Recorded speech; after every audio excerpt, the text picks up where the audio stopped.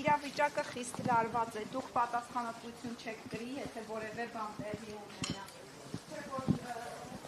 Ձեր կարծիքով այս իրավիճակի պատասխանատվությունը, եթե ինչ-որ բան լինի, ով է ստանձնել։ Անշուշտ կտրիչի կողմնակիցները ամեն ինչ անում են,